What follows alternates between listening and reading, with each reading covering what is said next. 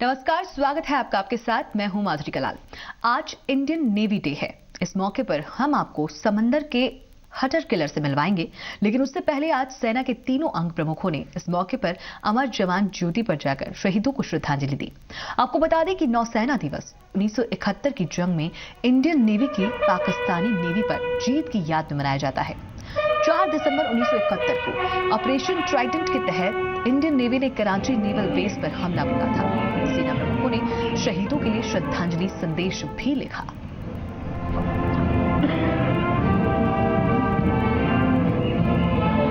Indian navy day के अवसर पर 2 तस्वीरें आपके सामने, जहां एक तरफ अमर जवान ज्योति पर शहीदों को श्रद्धांजलि और दूसरी तरफ सेना प्रमुखों का संदेश।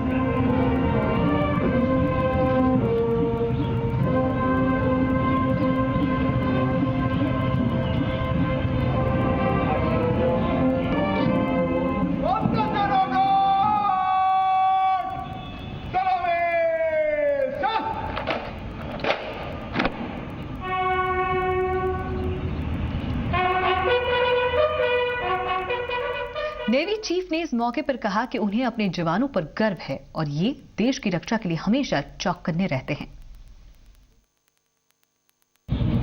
नौसेना दिवस के उपलक्ष्य में मैं हमारे सभी देशवासियों को हार्दिक शुभकामनाएं देना चाहूंगा। मैं कहना चाहूंगा कि हमारे जो नौसैनिक हैं, हमारे जो अफसर हैं, हमारे जो सिविलियंस हैं, वो दुनिया में सबसे सर्वश्रेष्ठ हैं और वो नौसेना की सबसे महत्वपूर्ण पूंजी हैं और हमारी ताकत है। और मैं अपने देशवासियों को ये आश्वासन देना चाहूँगा कि हमारे नौसैनिक और हमारे अफसर समुद्री सरहदों पर हमेशा जागते रहते हैं और चौकन्ने रहते हैं ताकि हमारे देश के नागरिक चैन की नींद सो सकें।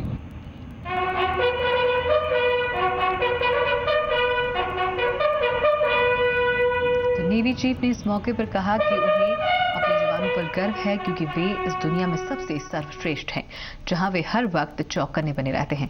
आपको बताएं कि आज तीनों सेना के तीनों अंग प्रमुखों ने इस मौके पर अमर जवान ज्योति पर जाकर शहीदों को श्रद्धांजलि दी, जहां आज 1971 की उस जंग को याद किया जाता है जिसमें इंडियन नेवी ने पाकिस्तानी नेवी की ऊपर जीत हासिल की थी और उसी दिन से इसे नेवी डे के रूप में मनाया जाता है। नेवी डे के इस मौके पर प्रधानमंत्री नरेंद्र मोदी ने भी ट्वीट किया और बधाई दी। पीएम ने लिखा, भारत को अपनी बहादुर और पराक्रमी नौसेना पर गर्व है। नौसेना हमेशा देश की रक्षा के लिए खड़ी है। नौसेना दिवस की बधाई।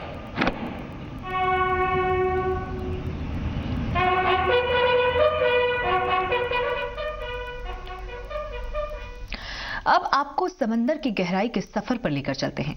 देश की रखवाली करने वाली सबमरीन सिंधु कीर्ति के अंदर से जी न्यूज संवाददाता कृष्ण मोहन मिश्रा की देखिए ये स्पेशल रिपोर्ट।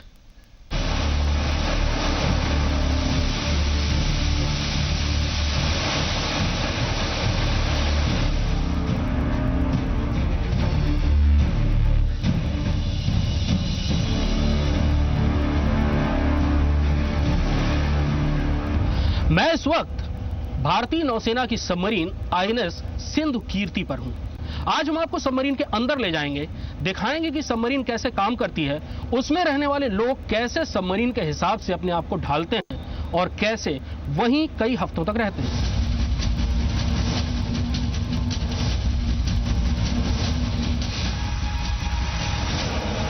सबमरीन जितनी खतरनाक होती है उतना ही मुश्किल होता है सबमरीन पर काम करना।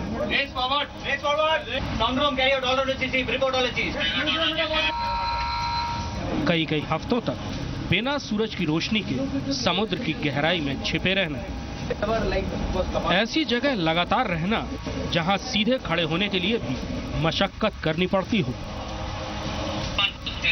नहाने जैसी जीवन की बेहद मूलभूत जरूरतों से भी दूर रहना और इन मुश्किल हालात के बावजूद 24 घंटे दुश्मन का सामना करने के लिए तैयार रहना।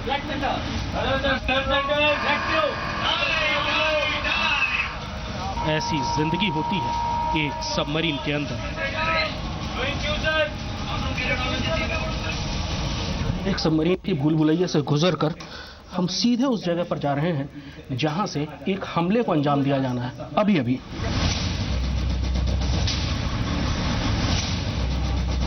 कमांडर गौतम, हमारा इस समय हम किस रफ्तार से जा रहे हैं? रफ्तार बहुत धीमी है। सबमरीन्स जनरली बहुत स्लो जाती हैं और बहुत कम स्पीड पर जाती हैं, बिकॉज जितना स्पीड से जाएंगे उतना जल्दी पकड़ में आएंगे। अभी देखिए हमारे पास एक कमांड मिला है, अभी यहाँ पे डाइव अर्जेंटली राइट में। सबमरीन में अचानक सरगर्मियां काफी तेजी से बढ़ गई हैं। हम जो नॉर्मल पेट्रोल रूटीन के लिए जा रहे थे, अचानक अर्जेंट डाइव की चेतावनी आई है और आप देख सकते हैं कि पूरी सबमरीन के कंट्रोल रूम में गहमा गहमी सरगर्मी बहुत तेजी से बढ़ गई। अब सबमरीन डाइव करेगी क्योंकि अभी कोई कांटेक्ट हुआ है। रेस फॉरवर्ड, कमांडर गौतम, इसकी लिथैलिटी, इसके हथियार क्या क्या है, कितना इसमें पावर है? क्योंकि ये भारत की फ्रंटलाइन सबमरीन्स में से एक है, अभी सबसे आधुनिक है।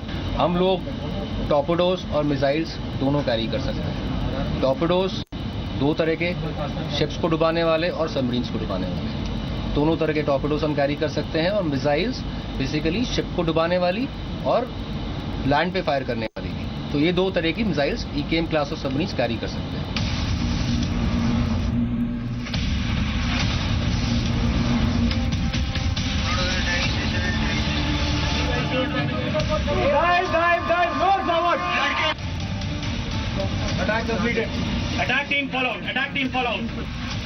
सबमरीन सबसे ज्यादा असरदार तब होती है जब वो दुश्मनों की नजर से गायब रहती है। इसीलिए सबमरीन के ज्यादातर ऑपरेशन रात में होते हैं। रात में यहाँ पर चारों तरफ लाल लाइटें हैं, रेड लाइट्स में काम होता है। उसकी वजह यह है कि रेड लाइट से आंखें आदी हो जाती हैं अंधेरे में देखने की। अगर इस वक्त बाहर देखना पड़े, बाहर घुप अंधेरा है, तो अगर बाहर देखना पड़ेगा तो देखने में मदद मिलेगी अगर आप लाल लाइट में लगातार काम कर रहे हैं। अभी रात के वक्त में जनरली शिप्स के कुछ लाइट्स होती हैं, उनको बोलते हैं नेविगेशन लाइट्स।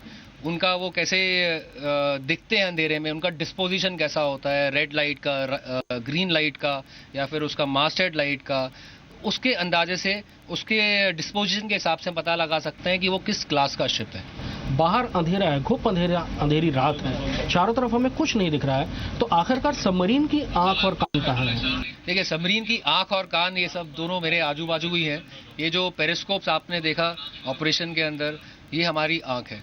बेसिकली ये सेंसर, इससे हम एक्चुअली में देखते हैं कि जो बाहर जो हम सुन पा रहे हैं सोनार के थ्रू, वो एक्चुअली में दिखता कैसे है और है या नहीं है।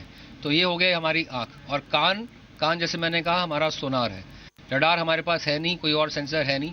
सोनार जो टारगेट एक नॉइज़ जनरेट करता है, उस नॉइज़ को पिकअप करके, उसको एनालाइज करके हमें बताता है, जो हमारे ऑपरेटर साउंड रूम में बैठते हैं, कि वो किस तरह का शिप है या किस तरह का टारगेट है, उसका प्रोपल्शन किस टाइप का है। अब हम उस जगह पर जा रहे हैं जहां इस सबमरीन पर तैनात ऑफिसर्स और सेलर्स रोकते हैं। जब उनका वक्त नहीं होता है तो वो आराम करते हैं, यानी लिविंग कंपार्टमेंट। 6 बंक्स हैं यहाँ पर, लेकिन सोने वाले 9 हैं। 3 लोग लगातार वॉच पर रहेंगे और जब वो 3 लोग वापस आएंगे तो यहाँ से 3 लोग फिर ड्यूटी पर चले जाएंगे और यहाँ पर उनके खाली किए हुए बंक्स में दूसरे जो 3 हैं जो अभी ड्यूटी करके आए हैं वो आराम करेंगे। हॉट बंकिंग सिस्टम इसे कहते हैं। छोटे छोटे बंक्स हैं।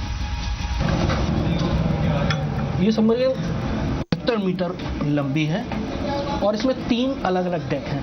अलग अलग कंपार्टमेंट में जाने के लिए या तो ये बेहद सकरी गलियां हैं या इस तरह के दरवाजे हैं जिनको पार करके एक कंपार्टमेंट से दूसरे कंपार्टमेंट में जाया जाता है। ये वो जगह है जहां उन सारे सेलर्स और अफसरों का पेट भरा जाता है, यानी ये सबमरीन की किचन है जिसे गैली कहते हैं। यहाँ पे कैसे समुद्र के नीचे हिलती भी रहती है, ये इसका कैसे हीटिंग सिस्टम, ये क्या है? सर, हीटिंग सिस्टम ये इलेक्ट्रिक रेंज है इसका। इधर से मेन पावर ऑन होता है, वो स्टैंड बाई पावर है, और ये इनके स्विच है। ये रेंज के हैं, ये ओवन के हैं। ओवन, ये ओवन है सर। इधर अगर हम फ्राई चीज़ें बनाते हैं, जैसे चिकन हुआ, पनीर हुआ, वो ओवन के अंदर बनाते हैं। और ये रेंज है, जैसे इधर अभी दही वगैरह का बनाया हुआ है, और जो जो दाल वगैरह रहती है वो सब इसके ऊपर बनती है, स्वीट्स वगैरह जो रहती है वो सब इसके ऊपर बनती है, और बाकी चिकन वगैरह हम इसके अंदर बनाते हैं।